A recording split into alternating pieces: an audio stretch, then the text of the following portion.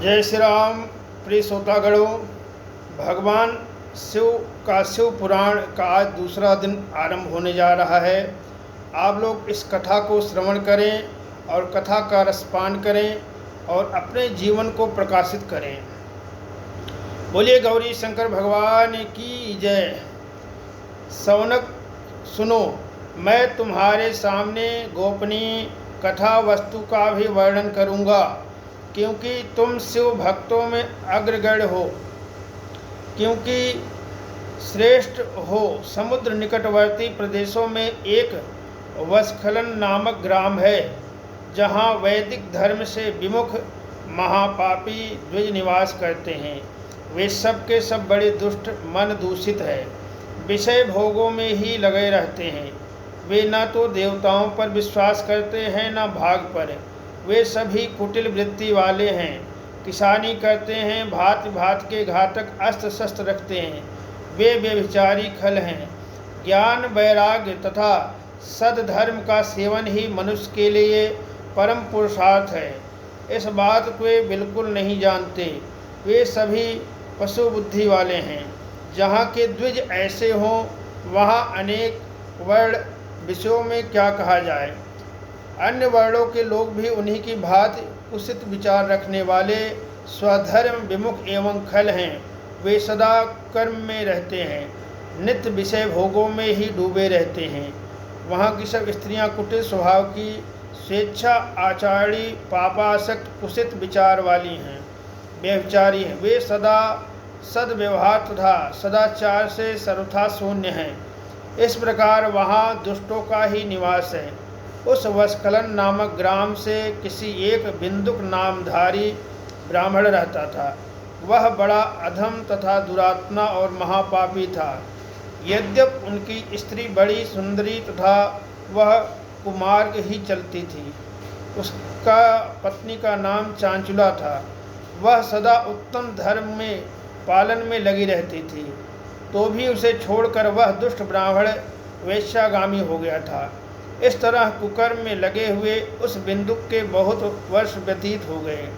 उसकी स्त्री चंचुला काम से पीड़ित होने पर भी स्वधर्म नाश के भय से क्लेश सहकर भी दीर्घ काल तक धर्म से भ्रष्ट नहीं हुई, परंतु दुराचारी पति के आचरण से प्रभावित हो आगे चलकर वह स्त्री भी दुराचारी हो गई। इस तरह दुराचार में डूबे हुए उन मूढ़ चित्त वाले पति पत्नी का बहुत सा समय व्यर्थ बीत गया।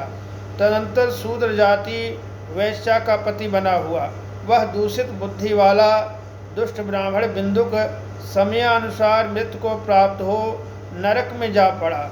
बहुत दिनों तक नरक में दुख भोग कर मूढ़ बिंदु पापी बिंद पर्वत पर भयंकर पिशाच हुआ। इधर उस दुराचारी पति के बिंदुक के मर जाने पर वह मूढ़ हृदया चंचुला बहुत समय तक पुत्रों के साथ अपने घर में ही रही। एक दिन देव योग से किसी पुण्य पर्व के आने पर वह स्त्री भाई बंधुओं के साथ गोकर्ण क्षेत्र में गई। तीर्थ यात्रियों के संगम से उसने भी उस समय जाकर किसी तीर्थ के जल में स्नान किया। वह साधारणता मेला देखने की दृष्टि से बंधुओं के साथ यत्र तत्र घूमने लगी।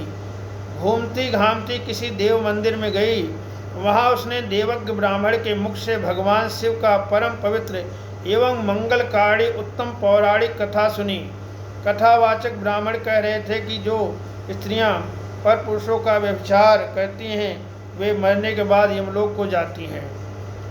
यमराज उन्हें बहुत कष्ट और तकलीफ देते हैं। पौराणिक ब्राह्मण के मुख से यह बढ़ाने वाली कथा सुनकर चंचुला भय से व्याकुल हो गई। वह कांपने लगी। जब कथा समाप्त हुआ और सुनने वाले लोग वहाँ से बाहर चले गए, तब वह भयभीत नारी एकांत में शिव पुराण की कथा बाँचने वाले उन ब्राह्मण देवता से बोली, महान ब्राह्मण, मैं अधर्म को नहीं जानती, धर्म को नहीं जानती, इसलिए मेरे द्वारा बड़ा दुराचार हुआ है। स्वामिन, मेरे ऊपर कृपा करके आप मेरा उद्धार कीजिए। आज आपके वैराग्य रस से ओतपोत इस प्रवचन को सुनकर मुझे बड़ा भय लग रहा है। मैं काँप उठी हूँ। और मुझे इस संसार में बैराग हो गया है। मुझ मूढ़ चित्त वाली पापनी का धिक्कार है। मैं सर्वथा निंदा के योग्य हूँ। कुसित विषय में फंसी हुई अपने धर्म से किस घोर कष्टदायक दुर्गति में मुझे पड़ना पड़ेगा। वह कौन बुद्धिमान पुरुष कुमार्ग में मन लगाने वाले उस पापनी का साथ देगा। मृत्यु काल में उन भयंकर यमदूतों को मैं कैसे देखूंगी, जब वे बलपूर्वक मेरे गले में फंदे डालकर मुझे बांधेंगे, तब मैं कैसे धीरज धारण कर सकूंगी। नरक में जब मेरे शरीर के टुकड़े टुकड़े किए जाएंगे, उस समय विशेष दुख देने वाले उस महायातना को मैं कैसे सहूँगी। हाय, मैं मारी गई, मैं जल गई, मेरा हृदय विदीर्ण हो गया, मैं सब प्रकार से नष्ट हो गई, क्योंकि मैं हर तरह से पाप में डूबी हुई। ब्राह्मण, आप ही मेरे गुरु हैं, आप ही माता हैं, आप ही पिता हैं, आपकी शरण में आई हूँ। मुझ दीन अबला को आप ही उद्धार कीजिए, उद्धार कीजिए। सूत जी कहते हैं, शौनक जी, इस प्रकार खेद कर वैराग युक्त चंचुला ने ब्राह्मण देवता के दोनों चरण पर गिर पड़ी। तब उस बुद्धिमान ब्राह्मण ने कृपा पूर्वक उसे उठाया और इस प्रकार कहा। ब्राह्मण बोले, नारी सौभाग्य की बात है। भगवान शंकर की कृपा शिव पुराण की इस वैराग युक्त कथा को सुनकर तुमने समय पर चेत हो गया है। ब्राह्मण पत्नी, तुम डरो मत, भगवान शिव की शरण में जाओ। शिव की कृपा से सारा पाप तत्काल नष्ट हो जाता है। तुमसे भगवान शिव की कीर्ति कथा से युक्त उस परम वस्तु का वर्णन करूँगा, जिसमें तुमने सदा सुख देने वाले उत्तम गति को प्राप्त होगी।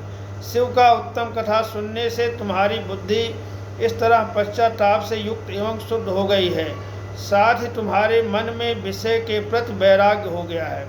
पश्चाताप ही पाप करने वाले पापियों के लिए सबसे बड़ा प्रायश्चित है। सत्पुरुषों के लिए पश्चाताप से समस्त पापों का शोध बताया है। पश्चाताप से ही पाप की शुद्धि होती है। जो पश्चाताप करता है वह वास्तव में पापों का प्रायश्चित करता है, क्योंकि सत्पुरुषों ने समस्त पापों की शुद्धि के लिए जैसे प्रायश्चित का उपदेश किया है, वह सब पश्चाताप संपन्न हो जाता है। जो पुरुष विधि पूर्वक प्रायश्चित करके निर्भय हो जाता है पर अपने कुकर्म के लिए पश्चाताप नहीं करता, उसे प्रायः उत्तम गति नहीं प्राप्त होती। परंतु जिसे अपने कुकृत हार्दिक पश्चाताप होता है, वह अवश्य उत्तम गति का भागी होता है, इसमें संशय नहीं। इस शिव पुराण की कथा सुनने जैसी चित्त शुद्धि होती है, वैसे दूसरे उपायों से नहीं होती। जैसे दर्पण साफ करने पर निर्मल हो जाता है, उसी प्रकार शिव पुराण की कथा से चित्त अत्यंत शुद्ध हो जाता है, इसमें संशय नहीं। मनुष्यों की शुद्ध चित्ती में जगदम्बा पार्वती सहित भगवान शिव विराजमान रहते हैं, इसलिए विशुद्ध आत्मा पुरुष श्री शाम सदाशिव के पद को प्राप्त होता है। इस उत्तम कथा का श्रवण समस्त मनुष्यों के लिए कल्याण का बीज है, अतः यथोचित शास्त्रों का मार्ग से इसकी आराधना अथवा सेवा करनी चाहिए। यह भवबंधन रूपी रोग का नाश करने वाला भगवान शिव की कथा सुनकर फिर अपने हृदय में उसका मनन एवं नित्य अध्ययन करना चाहिए। इससे पूर्णतः चित्त शुद्धि हो जाती है। चित्त शुद्धि होने से माहेश्वर की भक्ति अपने दोनों पुत्रों का ज्ञान और वैराग के साथ निश्चय ही प्रकट होती हैं। तत्पश्चात माहेश्वर अनुग्रह से दिव्य मुक्ति प्राप्त होती है, इसमें संशय नहीं। जो मुक्ति वंचित है उसे पशु समझना चाहिए, क्योंकि उसका चित्त माया के बंधन से आसक्त है, वह निश्चय ही संसार बंधन से मुक्त नहीं हो पाता। ब्राह्मण पत्नी, इसलिए तुम विषयों से मन को हटा लो और भक्ति भाव से भगवान शंकर की इस परम पावन कथा को सुनो। परम आत्मा शंकर इस कथा को सुनाने से तुम्हारे चित्त की शुद्धि होगी और इससे तुम्हारे मोक्ष की प्राप्ति हो जाएगी। जो निर्मल चित्त से भगवान शिव के चरण बिंदों का चिंतन करता है, उसकी एक ही जन्म में मुक्ति हो जाती है। यह मैंने तुमसे सत्य कहा। सूत जी कहते हैं, शौनक जी, इतना कहकर वे श्रेष्ठ शिवभक्त ब्राह्मण चुप हो गए। उनका हृदय करुणा से आर्द्र हो गया। वे शुद्ध चित्ती महात्मा भगवान शिव के ध्यान में मग्न हो गए। तदंतर बिंदुक की पत्नी चांचुला मन ही मन प्रसन्न हो उठी। ब्राह्मण का उक्त उपदेश सुनकर उसके नेत्र में आनंद के आंसू छलक आए। वह ब्राह्मण पत्नी चंचुला हर्ष भर में हृदय से उन श्रेष्ठ ब्राह्मण के दोनों चरणों पर गिर पड़ी, हाथ जोड़कर बोली, मैं कृतार्थ हो गई। तत्पश्चात उठकर वैराग युक्त उत्तम बुद्धि वाली वह स्त्री, जो अपने पापों के कारण आंतिक थी, उन महान शिवभक्त ब्राह्मण से हाथ जोड़कर गदगद बाणी में बोली। चंचुला ने कहा, ब्राह्मण शिवभक्त में श्रेष्ठ स्वामिन, आप धन्य हैं, परमार्थदर्शी हैं और सदा परोपकार में लगे रहते हैं, इसलिए श्रेष्ठ साधु पुरुष प्रशंसा के योग्य हैं। आप साधु में नरक के समुद्र में गिर रही थी, आपने मेरा उद्धार की। पौराणिक अर्थ तत्व से संपन्न जिस सुंदर शिव पुराण की कथा सुनकर मेरे मन में संपूर्ण विषयों से वैराग उत्पन्न हो गया, उसी इस शिव पुराण को सुनने के लिए समय मेरे मन में बड़ी श्रद्धा हो रही है। सूत जी कहते हैं, ऐसा कहकर हाथ जोड़कर उनका अनुग्रह पाकर चंचुला उस शिव पुराण की कथा सुनने की इच्छा से मन के लिए उन ब्राह्मण देवताओं की सेवा में तत्पर वहाँ रहने लगी। तदंतर शिव भक्तों में श्रेष्ठ और शुद्ध बुद्धि वाले उन ब्राह्मण देव ने उस स्थान पर उस स्त्री को शिव पुराण उत्तम कथा सुनाई। इस प्रकार उस गोकर्ण नामक महाक्षेत्र में उन्हीं श्रेष्ठ ब्राह्मण से उसने शिव पुराण व परम उत्तम कथा सुनी, जो भक्ति ज्ञान वैराग को बढ़ाने वाली तथा मुक्ति देने वाली। उस परम उत्तम कथा को सुनकर वह ब्राह्मण पत्नी अत्यंत कृतार्थ हो गई। उसका चित्त शीघ्र ही शुद्ध हो गया। फिर भगवान शिव के अनुग्रह से उसके हृदय में शिव के सगुण रूप चिंतन होने लगा। इस प्रकार उसने भगवान शिव में लगी रहने से उत्तम बुद्धि को पाकर शिव के सच्चिदानंद रूप स्वरूप का बारंबार चिंतन आरंभ किया। तत्पश्चात समय पूरा होने पर भक्ति ज्ञान वैराग से युक्त हुई चंचुला अपने शरीर बिना कष्ट के त्याग कर इतने में ही त्रिपुरापुर भगवान शिव का भेजा हुआ एक दिव्य विमान दूत गति से वहां पहुंचा, जो उनके अपने गढ़ों से संयुक्त भांत भांत के शोभा साधनों से संपन्न था। चंचुला उस विमान पर आरूढ़ हुई और भगवान शिव के श्रेष्ठ पार्षदों ने उसे तत्काल शिवपुरी में पहुंचा दिया। उसके सारे मल धुल गए, वह दिव्य रूपधारी दिव्यांगना हो गई। उसके दिव्य अवय उसकी शोभा बढ़ाते हुए मस्तक पर अर्धचंद्र का मुकुट धारण किए हुए वह गौरांगी देवी शोभाशाली दिव्य आभूषण से विभूषित थी। शिवपुरी में पहुंचकर उसने सनातन देवता त्रिनेत्रधारी महादेव जी को देखा।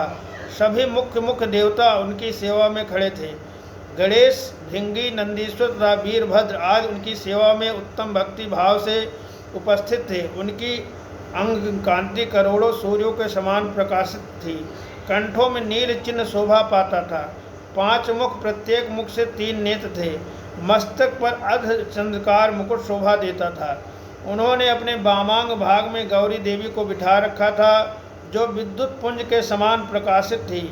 गौरीपति देवी महादेव जी के कांति कपूर के समान गौर थी। उनका सारा शरीर श्वेत भस्म से भस्मादित था। शरीर पर पूरा श्वेत वस्त्र शोभा पा रहे थे। इस प्रकार परम उज्जवल भगवान शंकर के दर्शन करके वह ब्राह्मण पत्नी चंचुला बहुत प्रसन्न हुई। अत्यंत प्रीत युक्त होकर उसने बड़े उतावली के साथ भगवान को बारंबार प्रणाम किया। हाथ जोड़कर वह बड़े प्रेम और आनंद से संतोष से युक्त होकर विनीत भाव से खड़ी हो गई। उसके नेत्र में आनंद आंसुओं की अविरल धारा बहने लगी तथा संपूर्ण शरीर में रोमांच हो गया। उस समय भगवती पार्वती और भगवान शंकर उसे बड़ा करुणा के साथ अपने पास बुलाया और सौम्य दृष्टि से उसकी ओर देखा। पार्वती जी ने दिव्य रूप धारिणी बिंदुक प्रिया चंचुला को प्रेम पूर्वक अपनी सखी बना ली। उस परम आनंद घन ज्योति स्वरूप सनातन धर्म में अविचल निवास पाकर दिव्य शौक से संपन्न हो अक्षय सुख का अनुभव करने लगी। बोलिए गौरी शंकर भगवान की जय। द्वितीय अध्याय संपूर्ण।